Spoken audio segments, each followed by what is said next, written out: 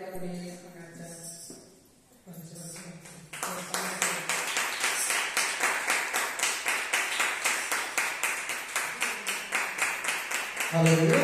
Praise God. Praise God.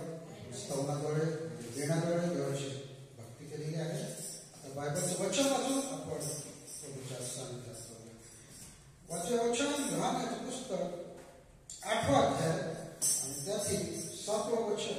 Yohan 8:7. Yohan खूप शिकवतमान 8वा अध्याय 7वं वचन. 7वं वचन.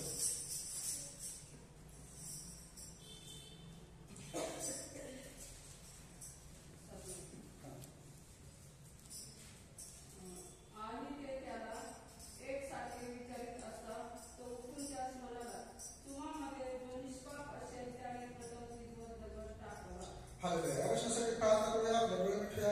हालेलुया. धन्यवाद प्रभू परमेश्वर. Thank you Lord Jesus. बाप्पा हे सगळे मानव दिला आहे त्यासाठी तुला धन्यवाद तुला. बाप्पा काय मुखाला पेटायला आपल्याला स्पर्श कर परमेश्वर. आणि मंडळीच्या उन्नतीसाठी आणि तुझ्या इच्छेनुसार जे काही शब्द असतील तेच माझ्या मुखात येऊ परमेश्वर. तुझ्या इच्छे विरोधात असणारे आणि मंडळीला आडखाटी आणणारे, तुझ्या सेवेला तुझ्या कार्यात आडखाटी आणणारे कुठलाही शब्द माझ्या मुखात येऊ परमेश्वर.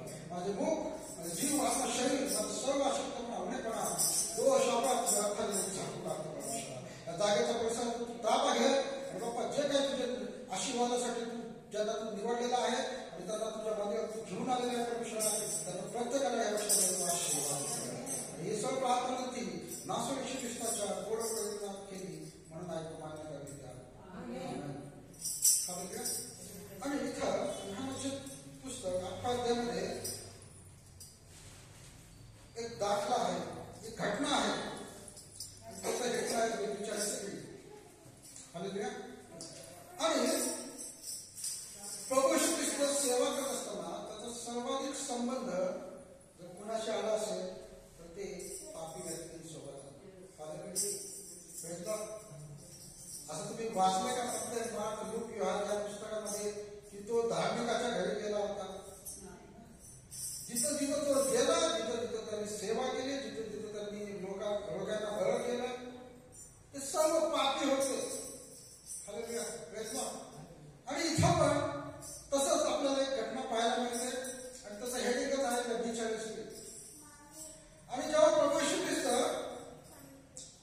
एका गावी गेलेला आहे, जैतुनाच्या डोंगराकडे गेलेला आहे आणि त्यांनी लोकांना शिकवलेलं आहे. थोडक्यात आता जे चाललं आहे त्या पद्धतीने तिथं त्या काळचं चर्च झालेलं आहे. आणि जेव्हा शिकवणूक झालेली आहे तेव्हा त्या काळचे जे लोक होते, 3रं वचन वाचू शकतो. 3 नंबरचं 8:3.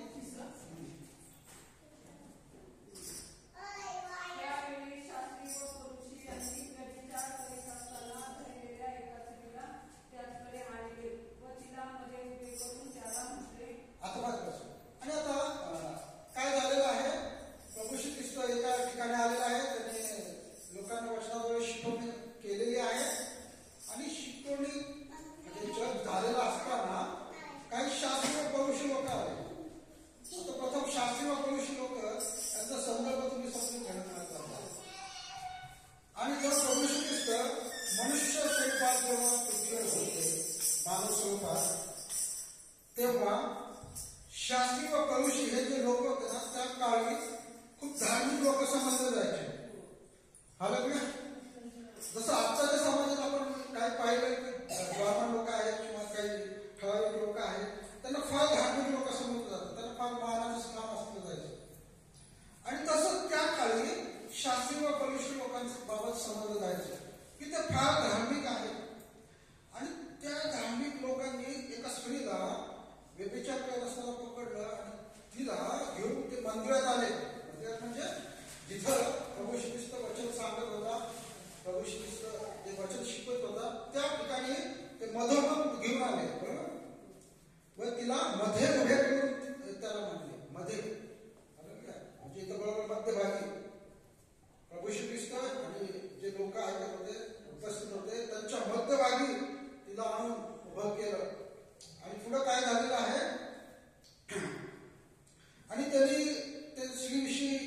उल्लेख केली, गुरुजी 4थं वचन असतो, गुरुजी ह्या स्त्रीला ती व्यभिचार करीत असताना धरण्यात आले आहे आणि रेड हँड पकडलेला आहे. कधी कधी आपण खोटं बोलतो, चोरी करतो, पण पकडलं जात नाही. पण हिला रेड हँड पकडलेलं होतं व्यभिचार करत असताना. बरोबर, रेड हँड पकडलेलं होतं आणि तिला धरून शास्त्रीय पुरुषी लोकांनी, त्या काळच्या सर्व धार्मिक व नीतिमान जे लोक होते त्यांनी तिला पकडून प्रभू श्री ख्रिस्ताच्या समोर एकदम मधोमध आणून ठेवलं. तिथं जग चालू होतं तिथं. Praise God. हालेलुया. आता वचनाच्या मुख्य भागात आपण येत आहोत आणि पुढे जाऊन आपण पाहतो आणि मग ते काय म्हणत आहे प्रभू श्री ख्रिस्ताला 6वं वचन, मोशाच्या नियमशास्त्रात आम्हाला अशी आज्ञा केली आहे की अशाच दगड मार करावा. तर आपण तीच काय सांगता? त्यांना नियमशास्त्र तोडपाठ होतं आणि ते मी पहिलेच सांगितलं, शास्त्रीय पुरुष त्या काळातल्या सर्वात धार्मिक लोकांपैकी एक होते आणि त्यांना नियमशास्त्र देवाचे वचन तोडपाठ होते. आपण पौरुषेबा जगात यांचा दाखला पाहिलेला आहे की ते किती धार्मिक लोक होते आणि प्रभू श्री ख्रिस्ताने एका वर्षात म्हणलेलं आहे, जिथं जोपर्यंत तुमची धार्मिकता पुरुषांसारखी होणार नाही तोपर्यंत तुम्ही स्वर्गाच्या राज्यात प्रवेश करणार नाही, असं एका वर्षात कृष्णाने म्हटलेलं आहे. पण मला जे सांगायचं आहे की त्यांनी रेड हँड पकडलेला आहे, म्हणजे सबूत पण आहे की 2 किंवा 3 साक्षीदारांशिवाय कुठलाही गुन्हा सिद्ध होत नसेल. बरोबर बरोबर, हे वचन ऐकलेलं आहे. आणि 2 किंवा 3 साक्षीदार तिथे उपस्थित होते आणि ती पापी स्त्री पण तिथे उपस्थित होती, प्रभू श्री ख्रिस्त देखील तिथे उपस्थित होता आणि ते जे वचनाचे जे अभ्यासक होते शास्त्री पुरुषी त्यांनी तो डायरेक्ट वचनच सांगितलं प्रभू श्री ख्रिस्ताला की असं असं वचन आहे, मग आता तुम्ही काय सांगता? हालेलुया. Praise God. आता मोठा प्रश्न पडला प्रभू श्री ख्रिस्तासमोर. आता त्याला काय म्हणायचं? तर लोकांना काय म्हणायचं किंवा त्या स्त्रीला काय म्हणायचं की ते प्रभू श्री ख्रिस्ताच्या समोर मध्ये उभी आहे? खूप मोठा प्रश्न प्रभू ख्रिस्तासमोर पडलेला होता. मग ते वचन आपण वाचूया आणि मग तरी जे आपण जे मूळ वचन आहे जे आपण सर्वात पहिल्यांदा वाचलं होतं 7वं वचन.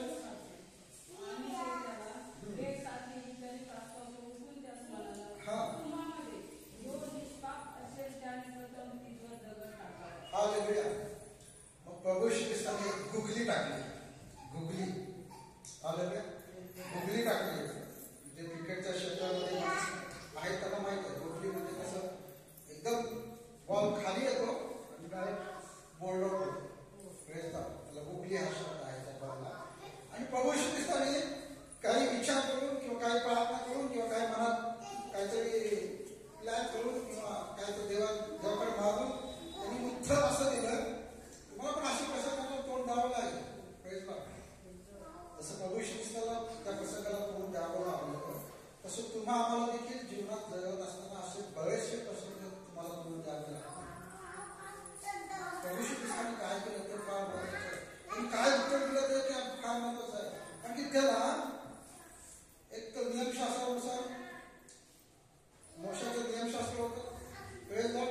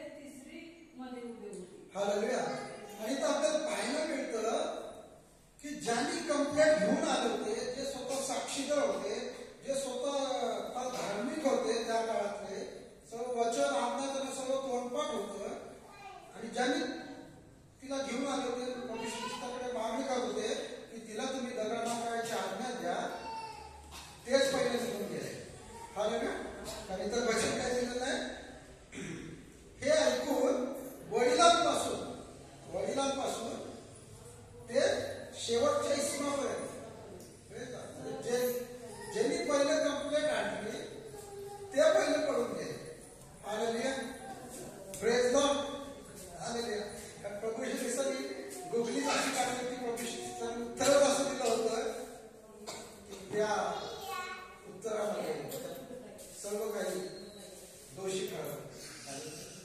कारण मोशाच्या नियमशास्त्रानुसार कोणीही निष्पाप राहू शकत नव्हतं, कोणीही नीतिमान ठरू शकत नव्हतं. आणि जर मोशाचे नियमशास्त्र जर पुरेसे होते तर प्रभू श्री ख्रिस्ताला येण्याची आणि वधस्तंभावर बलिदान करण्याची गरज राहिली नसती ना. मोशाच्या नियमशास्त्रानुसार सर्व न्याय झाला असता. पण जर मोशाच्या नियमशास्त्रानुसार न्याय करायचा असला असता तर शास्त्री पवित्र सोडत जे त्या काळचे खूप धार्मिक होते, वचन वाचणारे पाहणारे होते, ते जर नीतिमान ठेवू शकत नसले असते मग तुमच्या आमच्यासारखे जे आपण पापाकडे जाऊ त्यांचा तो न्याय लागलाच असता. आणि त्यासाठीच प्रभू श्री ख्रिस्ताला यावं लागलं. ख्रिसमस आपण साजरा करणारच आहोत आणि तो त्यासाठी झाला. प्रभू श्री ख्रिस्ताने जास्तीत जास्त सेवा पापी लोकांमध्येच केली. जास्त नीतिमान लोकांकडे जायचं नाही. जे पापी आहेत, जे वेगवेगळ्या आचारांनी पापामध्ये बंधनामध्ये आहेत, भूतग्रस्त आहेत, अशांकडेच तो जायचा. शोभनी स्त्रीकडे तो जायचा, व्यभिचारी स्त्रीकडे तो जायचा, जक्कयाकडे तो जायचा. आणि त्यांची ओळख मद्राली मरिया तिच्याकडे तो जायचा. त्यांची ओळख पापी म्हणून गणली जायची. अशाच लोकांकडे तो जास्त जायचा. का जायचा? कारण की त्यांना तो पापातून काढण्यासाठी तो त्यांच्याकडे जात होता. कारण की पवित्राला माहित होतं की बाबा मोशाने जे नियमशास्त्र दिलेलं आहे त्याच्याकडे कोणीही नीतिमान ठरू शकत नाही. तुम्ही आम्ही नाही. शास्त्री पवित्र जर नीतिमान ठरू शकत नव्हते, जे आठवड्यात 2 वेळा उपवास करायचे, सर्व दानदर्शन द्यायचे, सर्व वचन आज्ञा पाळायचे, ते जर नीतिमान ठरू शकत नसतील तर तुमची आमची तर गोष्टच वेगळी.